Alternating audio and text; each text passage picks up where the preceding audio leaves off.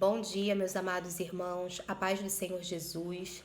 Estamos aqui hoje, nesta manhã, para estudarmos a lição de número 10 da nossa revista, da EBD, que tem por título O Evangelho, só o Evangelho muda a cultura humana. Peço que você feche os teus olhos e estaremos orando ao nosso Pai. Soberano Deus e eterno Pai, queremos te agradecer nesta manhã por estarmos falando contigo, pelo fôlego de vida. Queremos te agradecer pelos livramentos, pelas bênçãos recebidas, pelo teu amor, pelo teu cuidado, pela tua graça, pelo plano de salvação. Muito obrigada. Perdoa os nossos pecados. Fica conosco, Espírito Santo. Conduza as nossas vidas, que o teu Espírito alcance vidas nesta manhã. Em nome de Jesus te oramos e te agradecemos por tudo. Amém. Irmãos, o texto bíblico desta lição se encontra em 1 Tessalonicenses, capítulo 1, dos versículos de número 1 ao 10, e o texto áureo também em 1 Tessalonicenses, capítulo 1, apenas o versículo 9. Você que tem a sua revista pode acompanhar na revista. Se não tiver, pode também estar utilizando a sua Bíblia. O texto áureo diz assim: porque eles mesmos anunciam de nós qual a entrada que tivemos para convosco, e como dos ídolos vos convertestes a Deus, para servir ao Deus vivo e verdadeiro. Então, logo nesse primeiro momento, esse versículo, Paulo está falando aqui a respeito de conversão, de mudança, de transformação. Vamos para a leitura bíblica em 1 Tessalonicenses, capítulo 1, dos versículos de número 1 ao 10. Paulo e Silvano e Timóteo, a igreja dos Tessalonicenses em Deus, o Pai, e no Senhor Jesus Cristo, graça e paz tenhais de Deus, nosso Pai, e do Senhor Jesus Cristo. Sempre damos graças a Deus por vós todos, fazendo menção de vós em nossas orações, lembrando-nos sem cessar da obra da vossa fé, do trabalho do amor e da paciência de esperança em nosso Senhor Jesus Cristo, diante de nosso Deus e Pai. Sabendo, amados irmãos, que a vossa eleição é de Deus, porque o nosso evangelho não foi a vós somente em palavras, mas também em poder e no Espírito Santo, e em muita certeza, como bem sabeis, quais fomos entre vós por amor de vós. E vós fostes feitos nossos imitadores e do Senhor, recebendo a palavra em muita tribulação, com o gozo do Espírito Santo, de maneira que fostes exemplo para todos os fiéis na Macedônia e Acaia. Porque por vós soou a palavra do Senhor, não somente na Macedônia e Acaia, mas também em todos os lugares a vossa fé para com Deus se espalhou, de tal maneira que já dela não temos necessidade de falar coisa alguma, porque eles mesmos anunciam de nós qual a entrada que tivemos para convosco, e como dos ídolos vos convertestes a Deus, para servir ao Deus vivo e verdadeiro, e esperar dos céus a seu Filho, a quem ressuscitou dos mortos, a saber, Jesus, que nos livra da ira futura. Glória a Deus. Paulo, quando escreve essa carta aos Tessalonicenses, nestes versículos que nós lemos, ele está em ações de graças pela vida dos nossos irmãos de Tessalônica, que se converteram e tiveram as suas vidas transformadas, os seus hábitos, costumes, as suas ações transformadas pelo Evangelho. Evangelho que prega a mensagem da cruz do nosso Cristo. E vimos que eles tiveram a sua vida transformada. Então, irmãos, o Evangelho pode sim mudar a cultura humana. E o que é a cultura? A cultura é uma palavra derivada do latim, cultura, e o seu significado, um conjunto de hábitos sociais e religiosos, das manifestações intelectuais e artísticas que caracteriza uma sociedade. Nós estaremos estudando, nesta lição, abordaremos a cultura através da Bíblia. Nós vimos que o homem, ele foi atingido pelo pecado, ele tem uma herança negativa, as suas ações se inclinam para o mal, mas mesmo assim ele continua sendo a imagem e semelhança de Deus. Se o homem continua sendo a imagem e semelhança de Deus, ele pode produzir boas ações. E exatamente isso que o Evangelho ele quer restaurar o ser humano e, como consequência, fazer com que ele produza uma cultura que glorifique a Deus em todos os aspectos humanos, em toda a sua vida. E louvamos a Deus porque foi assim lá em Tessalônica. Eles trocaram a sua cultura, que não glorificava a Deus, ouviram do Evangelho, receberam, creram, e a sua cultura foi transformada para a glória de Deus. Continuemos aqui. A palavra do Senhor também nos diz que nós não temos, enquanto Igreja de Cristo, nós não temos que nos conformar com este mundo que jaz no maligno, onde a sua cultura se inclina para as coisas da carne.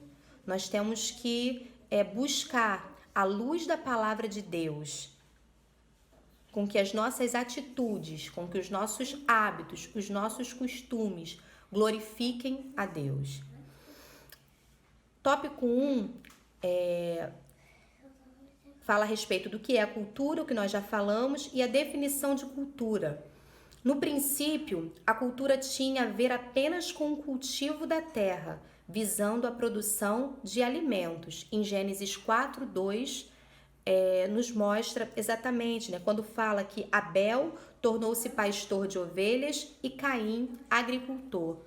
O Senhor, ali naquele momento, quando ele criou o homem, colocou Adão no jardim para lavrar a terra. Então, o propósito inicial ali de cultura era o cultivo, era lavrar a terra.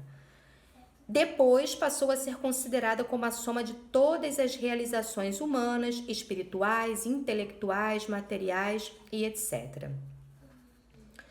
Agora, no subtópico 2, fala a respeito da cultura dos gentios. Por haverem perdido o verdadeiro conhecimento de Deus, que lhes havia transmitido o patriarca Noé logo após o dilúvio, os seres humanos passaram a adorar a criatura ao invés do Criador. Eles se distanciaram do propósito de Deus, da vontade de Deus,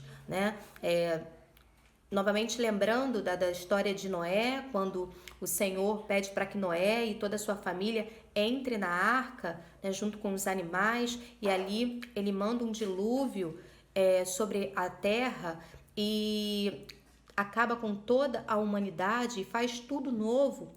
Aqui o que está dizendo a respeito dessa cultura dos gentios foi quando aquele povo, que foi preservado do dilúvio, mas depois se distanciou do Senhor, se distanciou da sua palavra. Então, trazendo a sua vontade, o seu querer, realizando as suas vontades. Então, a Bíblia, aqui nesse tópico 2, nós estamos falando a respeito da cultura dos gentios. Foi exatamente quando isso aconteceu. E eu gostaria de deixar também para a igreja ler em Romanos 1, do 18 ao 25, que o apóstolo Paulo, ele fala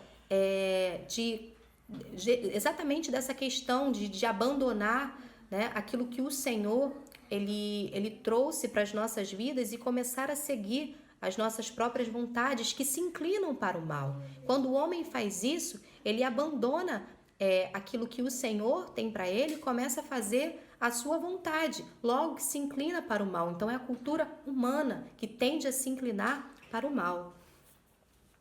Hoje, a antropologia cultural vê como meros fenômenos sociológicos e culturais a prostituição, o homicídio, a corrupção e até mesmo o infanticídio. Então, a antropologia, né, que é a ciência que estuda a espécie humana em sua totalidade, ela vê como fenômenos sociológicos esses problemas que nós temos vivenciado na cultura. Agora no tópico 3 aqui, no subtópico 3, que fala a respeito da cultura do povo de Deus, que é completamente diferente da cultura humana daqueles que não têm o Senhor, não têm a Bíblia como direção para a sua vida. Né? A visão do povo de Deus quanto à cultura tem o fundamento a Bíblia Sagrada, a inspirada, inerrante e completa palavra de Deus, como diz em 2 Timóteo 3, 16 e 17. Né? A palavra do Senhor, a Bíblia Sagrada, é a nossa bússola, é ela que nos orienta e que nos conduz em vida plena, em vida em abundância. A palavra do Senhor que está dizendo que ela é inspirada, inerrante e completa. Ela é completa em todos os aspectos para a nossa vida. Por essa razão, tudo quanto fazemos tem como base esta proposição: a terra é do Senhor. A terra é do Senhor. Em Salmos 24:1 diz: a terra é do Senhor e a sua plenitude, o mundo e aqueles que nele habitam. Então, se a terra é do Senhor, e se eu sou servo do Senhor, eu vou andar de acordo com a sua palavra. E a palavra do Senhor é a Bíblia Sagrada. Haja vista os filhos de Israel, eles consagravam ao Senhor até mesmo as suas colheitas. Então, quando eu tenho a Bíblia como a direção, a instrução para a minha vida, essa é a minha cultura. Tudo o que está ali é o que eu vou fazer, é o que eu acredito, é o que eu procuro fazer. Em 1 Coríntios 1, 10, 31 diz: portanto, quer comais, quer bebais ou façais qualquer outra coisa, fazei tudo para a glória de Deus. A cultura do povo de Deus é fazer tudo para a sua glória, é andar em obediência ao querer, à vontade de Deus, que é revelada através da sua palavra, que é a Bíblia Sagrada. Mais adiante, no tópico 2, uma cultura dominada pela iniquidade. O homem foi posto no Éden para lavrar a terra e fazer cultura, a partir da criação divina. Mas devido ao pecado, toda a cultura humana pôs-se contra a Deus. É o que nós falamos, né? Que devido ao pecado, o homem se inclina para o pecado, as suas ações são más, então ele passa a fazer tudo o que é contrário a Deus. Vamos falar aqui no subtópico 1 do tópico 2. Diz assim: a cultura original. Se a terra é do Senhor, todos deveriam saber que neste mundo não passamos de servos do Senhor. Logo, tudo quanto produzimos deveria ser um reflexo da glória do Criador. Se a terra é dele, tudo que eu faço, tudo que os habitantes da terra fazem, deveria ser para glorificar o Senhor. Se nós não tivéssemos caído em pecado, nossa cultura seria uma extensão da cultura divina. Mas por causa da queda, a humanidade passou a trabalhar contra Deus. No 2 diz assim: a cultura do homicídio. Como resultado da apostasia de Adão, o homicídio é rapidamente incorporado à cultura humana. Haja vista que Lameque, para celebrar a morte de 2 homens, escreveu um poema em Gênesis 4, 23. Os heróis daquele tempo eram os vilões que se davam à opressão e à matança. Hoje vemos que aqueles dias replicaram-se em todos os segmentos sociais. A cultura de morte não mudou. O que dizer do aborto, da eutanásia e da cruel indiferença ao próximo? Então, essa cultura do homicídio começou lá atrás, lá no início de todas as coisas, né? E perdura até hoje, infelizmente. A cultura do erotismo. O erotismo também impregnou rapidamente a cultura humana. O casamento foi banalizado. Em Mateus 24, do 37 ao 39, fala a respeito. A fraqueza moral iniciada pelo homicida Lameque fez sepultura. A promiscuidade precisou apenas de um exemplo a fim de espalhar-se. E é o que nós temos visto isso, né? Com relação aqui, o que estamos falando do erotismo, a banalização do casamento, da família, como tem aumentado. Começou lá atrás, precisou apenas de uma brecha e continua até hoje. Que Deus tenha misericórdia da nossa geração. A cultura do consumo irrefreado. Aqui ele fala a respeito também, a cultura do mundo pré-diluviano quanto ao consumo desenfreado em nada difere da nossa. A Bíblia fala que antes do dilúvio acontecer, eles comiam, bebiam, davam-se em casamento, e aí aconteceu o dilúvio, a família de Noé foi preservada, e mais para frente começou tudo novamente e perdura até hoje. Hoje nós vemos aí, o consumismo cada vez maior. As pessoas comprando cada vez mais, comprando aquilo que nem precisa, se metendo em dívidas e atrás de dívidas. E o resultado disso, famílias endividadas e muita gente à beira da miséria. Sejamos próvidos e não pródigos. Sejamos abastecidos, cheios e não esbanjadores, gastadores.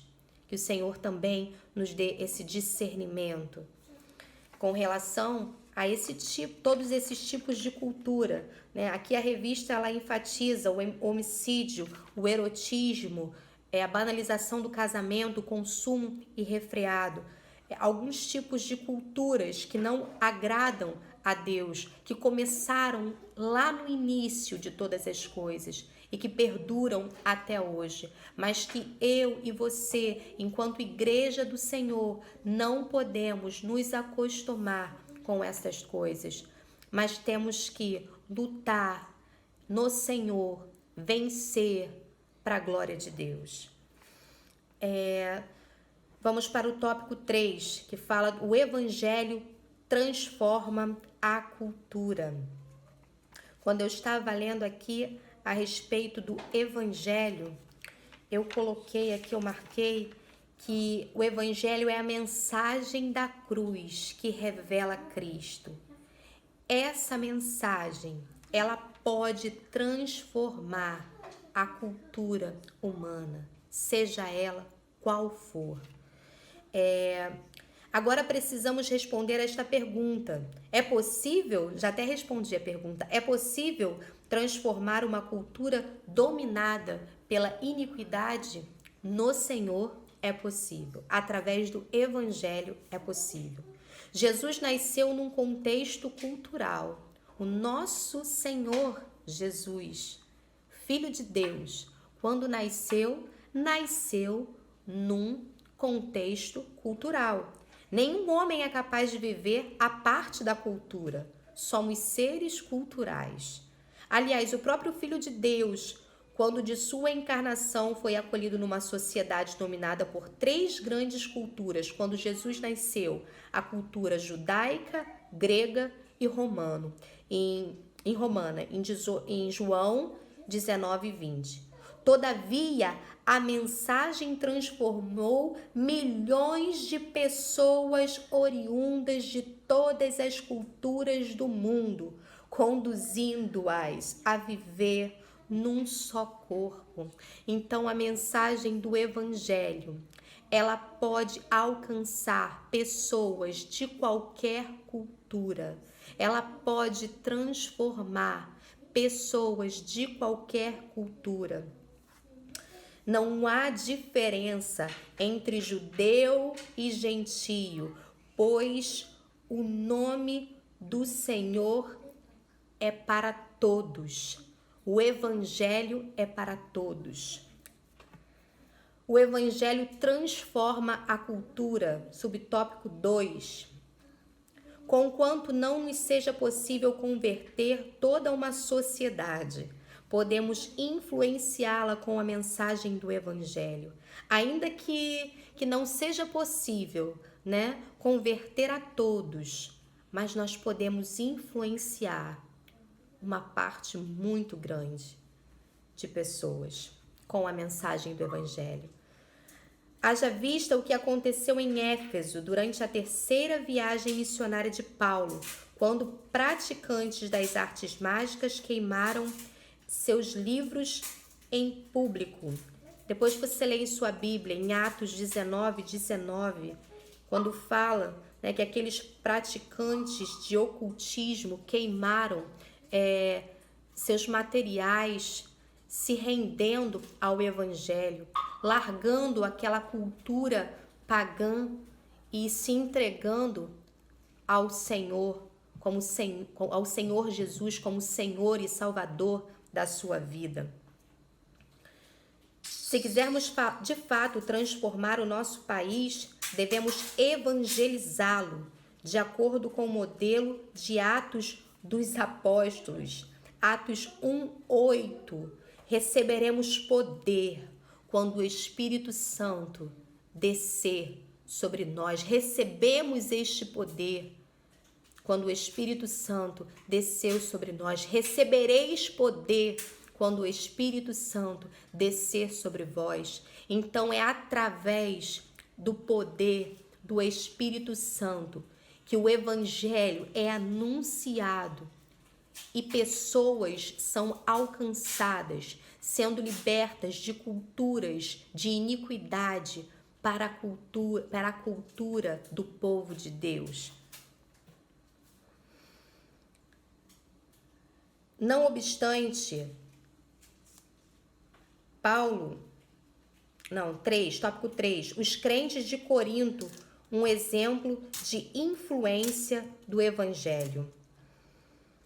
Corinto era uma das cidades mais promíscuas no período do Novo Testamento.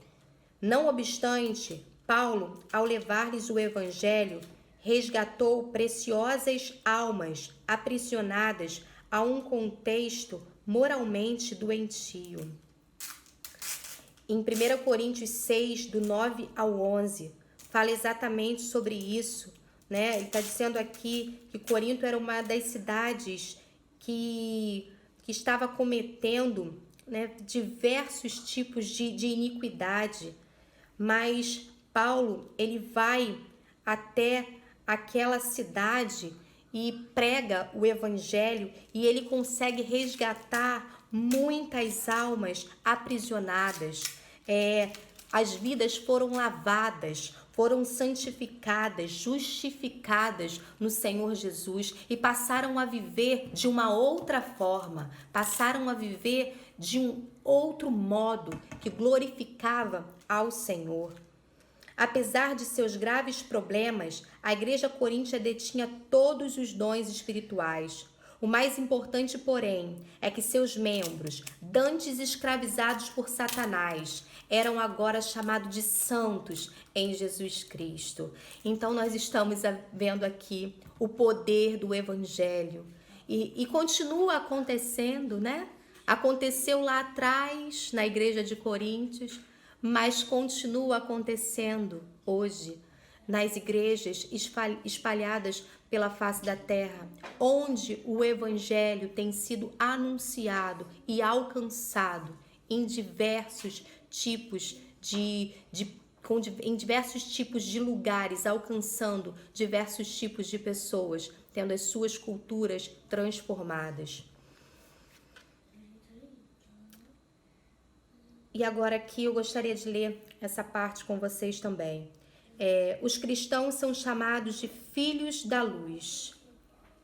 Mesmo quando buscamos introduzir luz num mundo de trevas lúgubres e fomentar os resultados da luz. Paulo era adepto de achar aberturas para o evangelho na cultura popular de sua época. Sua estrutura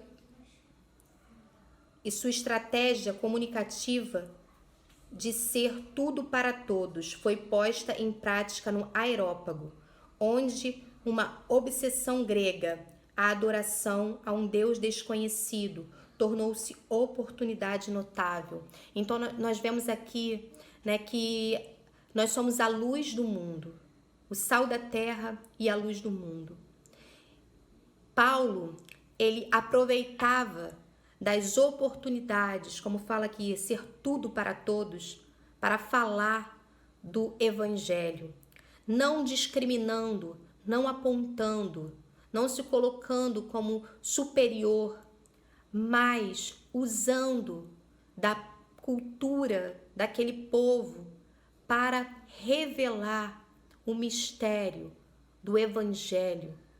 E nós vimos que quantas vidas foram alcançadas porque ele tinha sabedoria para lidar com as diferenças. Então que a gente possa também, né, ser sal da terra, ser luz do mundo, ter a sabedoria para, ainda que seja cultura diferente, mas que a gente venha colocar a palavra de Deus em cada circunstância, com amor, em amor, para que vidas sejam alcançadas. Vamos caminhar agora aqui para a conclusão. A cultura atual em nada difere da pré-diluviana. No entanto, podemos influenciá-la através da pregação do Evangelho de Cristo. Se levarmos a sério a promessa de Atos 1:8, viremos não apenas a influenciá-la, mas igualmente a transformá-la. Afinal, somos o sal da terra e a luz do mundo. Somente a Igreja de Cristo reúne essas propriedades tão raras para abalar as estruturas deste mundo que jaz no maligno. Sejamos santos, evangelizemos e façamos missões. É a ordem de Cristo. Nós podemos transformar a cultura da sociedade atual, como fez o apóstolo Paulo em Tessalônica. Para a gente concluir aqui, somos o sal da terra, somos a luz do mundo. Fomos chamados para evangelizar em amor. Fomos chamados para fazer missões. A cultura atual, a cultura de iniquidade que persiste ainda hoje, pode ser transformada através da minha e da sua vida, porque recebemos o poder que vem do alto, o Espírito Santo, para fazermos a diferença nesta geração e alcançar vidas. Paulo alcançou lá atrás, em Tessalônica. Hoje, o Senhor convida a mim, convida a você para se colocar nesta posição de cheio do Espírito Santo, do poder que vem do alto, para trazer luz àqueles que estão em trevas, para trazer sabor àqueles que hoje estão tendo uma vida de frustração, de dor, de não encontrar a plenitude, porque a plenitude só vem daquele que é pleno, de Jesus, através da mensagem do Evangelho, da cruz que revela Cristo. Nos coloquemos na brecha como Paulo e certamente o Evangelho mudará a cultura humana, como já tem mudado e continuará mudando. Deus abençoe a todos.